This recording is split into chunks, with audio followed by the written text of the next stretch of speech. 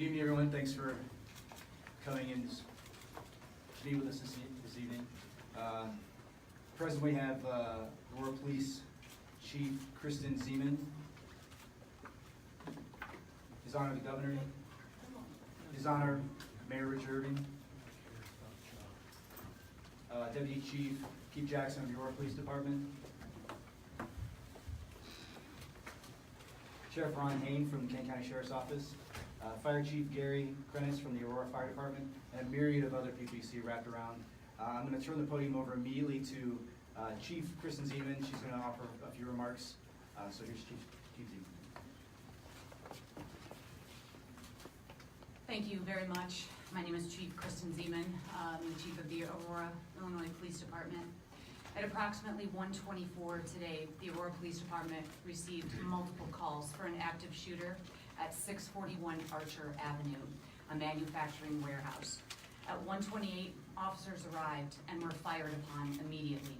2 of the initial 4 officers entering the building were shot. Additional officers began to arrive and were also fired upon. A total of 5 officers were struck by gunfire. The other officers on the scene located gunshot victims inside the building. At this time, we have confirmed that 5 victims are deceased. The Aurora Fire Department arrived on scene to stage with medics. A regional law enforcement response was coordinated to include rescue task force, and several teams of officers went inside to locate and engage the offender. The building is 29,000 square feet, and when they located the offender, they engaged in gunfire with him, ultimately killing him. The shooter is identified as Gary Martin. He is a 45-year-old man, and we believe he was an employee of the company. At this time, we aren't sure of the motive of this act of violence. We do not have the identities of the deceased, but we would like family members to know that unification for the victims and witnesses that were in the building will be at Aurora University Public Safety Building located at 1408 South Lawn. All 5 police officers were transported to local hospitals, and from there, 2 were airlifted to Chicago area trauma centers. A 6th officer is being treated for a knee injury. I want to take this opportunity to send positive energy to those officers who are being treated and to the officers and medics who showed up from all over the state to render aid. This message is for them. Thank you for your selfless act. Thank you for running towards gunfire and putting your lives in danger to protect those inside the business. My heart goes out to the victims and their families who simply went to work today like any other day. We offer our sincere condolences, and as the facts of this tragedy unfold, we will provide information and attempt to make sense of it. I'd like to introduce now our mayor, Richard C. Irvin, to say a few words.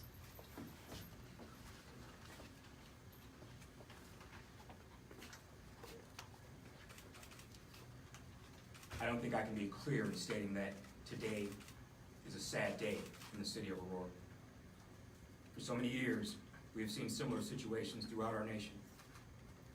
And the horrible feeling that we get when we see it on the news, to experience it firsthand, is even more painful. It's a shame that mass shootings such as this have become commonplace in our country. It's a shame that a cold and heartless offender would be so selfish as to think he has the right to take an innocent life. But we as society cannot allow these horrific acts to become commonplace. We as a society cannot allow the selfless and heartless acts of this terrible tragedy to be relegated to spots on the 10 o'clock news. We must never forget those innocent people who were senselessly gunned down.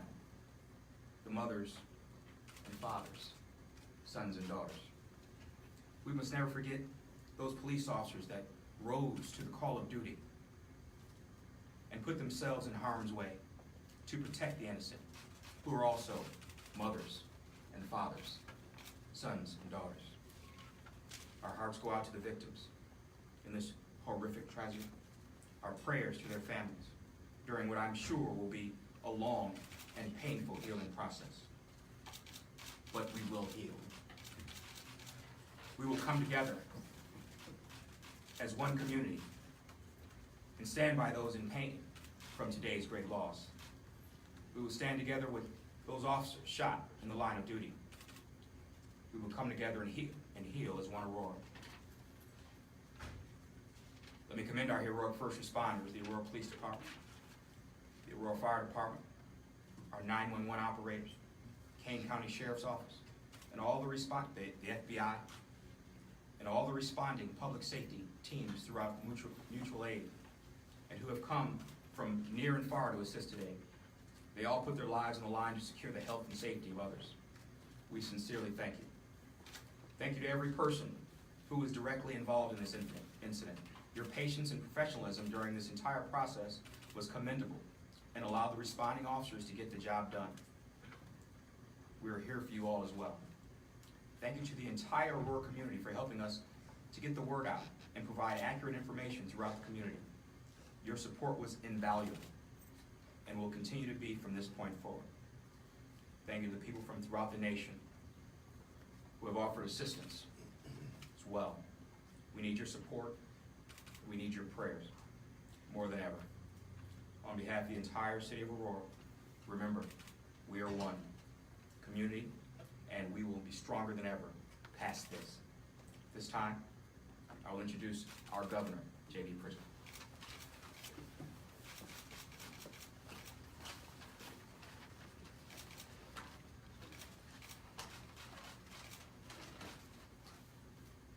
I want to begin by acknowledging the amazing work of the Aurora Police Department and Chief Zeman and all of the men and women who were first responders and every single law enforcement officer involved in securing this scene.